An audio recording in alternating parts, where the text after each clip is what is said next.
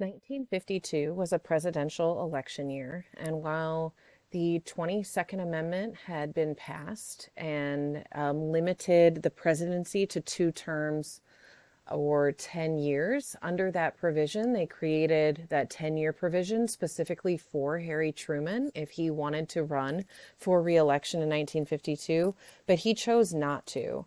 And in 1952, both the Republicans and the Democrats wanted Dwight Eisenhower as their candidate. And so Eisenhower really had his choice of what party he was going to run with. And he personally was kind of concerned about some isolationists within the Republican Party. So he decided to run as a Republican. He chose Richard Nixon as his running mate. Richard Nixon had gained a lot of fame as a part of the House Un-American Activities Committee that was in the House of Representatives. And together, they transformed the Republican Party into a party of the forgotten man, who was a hardworking citizen that had been burdened by the heavy taxation and government bureaucracy that had been introduced by the Democrats in the New Deal era. Now, Nixon, as Eisenhower's running mate, did run into a little bit of trouble in the midst of the campaign over some press reports that he had improperly used campaign funds. And in order to kind of fix this situation, Nixon decided to go on television and give a speech. And so this speech that he gave was kind of emotional. It was televised, and it literally saved him from removal of the ticket because Eisenhower wanted to remove him. But he goes on TV and gives the speech. It becomes known as the Checkers speech. And it kind of changes people's minds because he talks about how, there was somebody who gave them a dog and his daughter loved that dog and he wasn't going to give up the dog because his daughter loved it so much. And you should watch the video. I have that. The Checkers speech also is linked in the assignment doc, at least a portion of the Checkers speech. This speech really showed how television had transformed politics. This was the first campaign also that even had television ads. Nixon and Eisenhower were easily elected and then re-elected in 1956. Eisenhower then became the first Republican in 20 years as president. And so he really kind of changed the tone in Washington. He came in with kind of role of a businessman. He didn't necessarily want to roll back on the New Deal, but didn't want to continue on with the New Deal. So Eisenhower's domestic agenda is kind of what becomes like what we would understand as modern republicanism. He didn't want to roll back any part of the New Deal, but didn't want to expand it too much. He only wanted to expand Social Security to include agricultural workers, because that would include kind of like the forgotten man. He also was supportive of a mixed economy, so a little bit of a planned economic activity, like a bit of a welfare system, but very limited, that the government should play a role in planning economic activity, but a very limited role, and that government spending should be promoting capitalist production and be spending in ways that's going to help boost employment. He did, though, oversee the largest public works project in U.S. history, which was the United States interstate system. And he ordered 41,000 miles of interstate system to be built. After Sputnik, which was the Soviet satellite that was launched into space, that's kind of known as the beginning of the space race. He sees to the National Defense Education Act being passed that provided direct federal funding for higher education, specifically in the sciences, because that will really kind of fuel the thinking of the space race, which really gained steam in the 1960s, but is started in the 1950s under Eisenhower. The Korean War is also happening. It's like finishing up in Eisenhower's presidency. He signs an armistice with Korea. It didn't necessarily ease international tension. Eisenhower really oversees an incredibly dangerous phase of the Cold War, with the development of the hydrogen bomb and also the development of long-range bombers. Not necessarily intercontinental ballistic missiles just yet, but certainly you didn't have to be as close.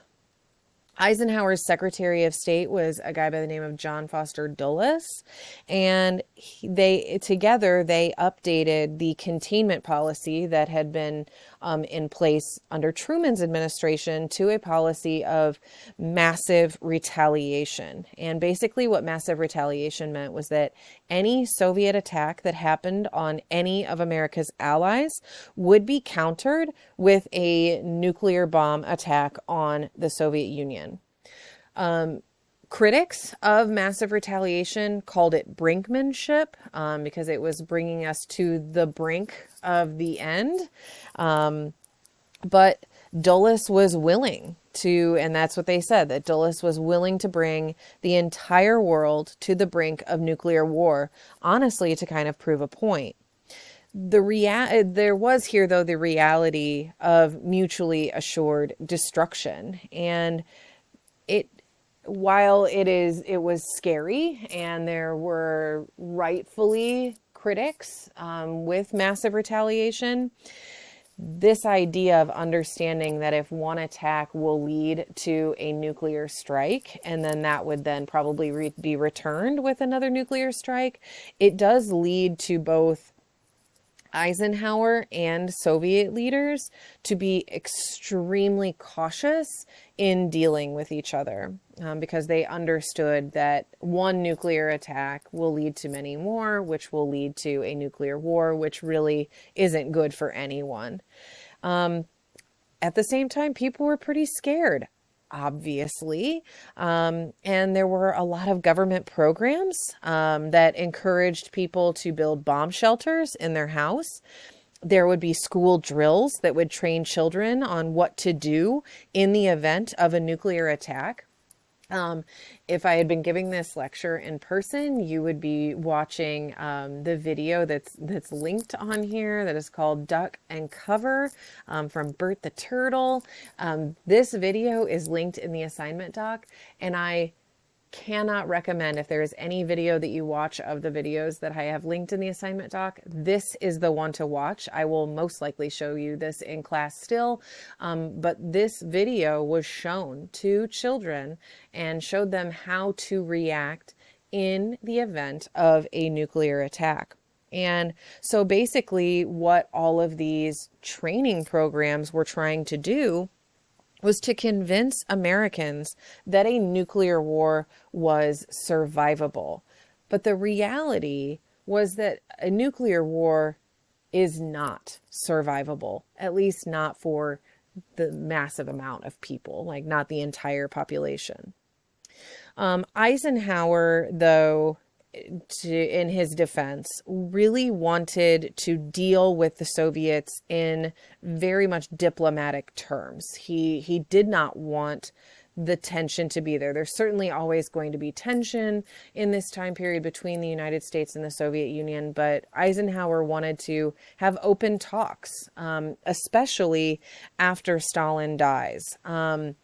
So after Stalin dies, Eisenhower meets with Khrushchev, who became the new leader of the Soviet Union.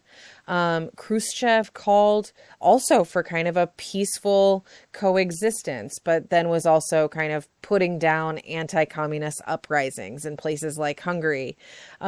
But in Khrushchev's defense, he also started to expose Stalin's crimes, especially Stalin's crimes of purging any kind of political opponents. By 1958, both the United States and the Soviet Union agreed to halt on testing nuclear weapons, and that halt on testing of nuclear weapons actually lasted for a few years, till 1961. As European Cold War tensions kind of started to ease down, our tension in the Cold War moved to the periphery, or what we understood in the time as the third world, developing unaligned countries that were kind of trying to find their own system. In the wake of World War II, many European countries started to decolonize, or were kind of forced to decolonize, because many countries had very strong independence movements and wanted to rule themselves. So those decolonization efforts in Africa and Asia created these power vacuums where there wasn't really anyone in a position to come in and take power. And so there's a lot of fear of communist intrusion, because in those types of situations, especially a power vacuum after a colonial power leaves, that is a really a vulnerable space for communists to gain a lot of power. And many communist leaders were helping independence movements. And, socialism was kind of seen as the best route for economic independence and narrowing social inequalities that had been brought on by colonization. A lot of these countries also want to stay neutral, but they also kind of modeled their independence movements on the U.S. struggle, right? The champion of overthrowing a colonial power. So it's a really chaotic space in a lot of these countries that are having independence movements and are overthrowing or removing their colonial power. The containment strategy would have been invoked by the United States for any country that was threatening to U.S. strategic or economic interests. And for the most part in this time period, that could really be anybody. In Guatemala and Iran, they wanted to reduce foreign interests in their countries. They were really threatened by the United States and British economic interests.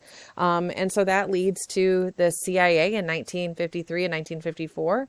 The CIA leads coups that overthrow the governments in both Guatemala and Iran. It's a secret thing that happens. It's not well known that the United States was involved in this, although these countries are well aware that the United States is involved in this. It's a violation of our UN charter. It's very much illegal what we were doing.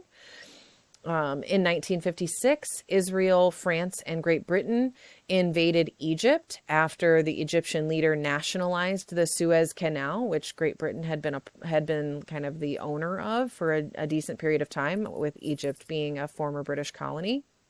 Eisenhower actually forced the stopping of that invasion, but then the United States kind of moved in on their own to dominate Middle Eastern oil fields under the guise of containment. In Vietnam, there was an independence movement against the French that was continuing after the Japanese were ousted. The leader of this independence movement was a guy by the name of Ho Chi Minh, who's a really important figure moving forward in Vietnam. The United States in this situation, Ho Chi Minh is a communist. So the United States backed the French efforts to maintain their colonial power. There was a peace conference that was held that divided Vietnam into North and South, with elections to be held. The United States backed the South Vietnamese government and provided aid to help a non-communist to maintain power. But fighting in the North continued, and the United States started to become more and more involved there, and really more and more accustomed to being involved in a lot of these places, accustomed to intervening in these types of situations, both openly and secretly. But the consensus and complacency kind of became the ideal in an era where criticism was seen as disloyalty. In this period of time, dissent had a very narrow limit. There wasn't much that people could kind of get away with saying. There's certainly a celebration of the affluence that we were experiencing, and that obscured a lack of freedoms that some people were being refused. This idea of a modern mass society kind of produced loneliness and anxiety in many people. And it kind of seemed like the Russians were far more capable of sacrifice. So this kind of created a vocabulary for the freedom movements of the 1960s.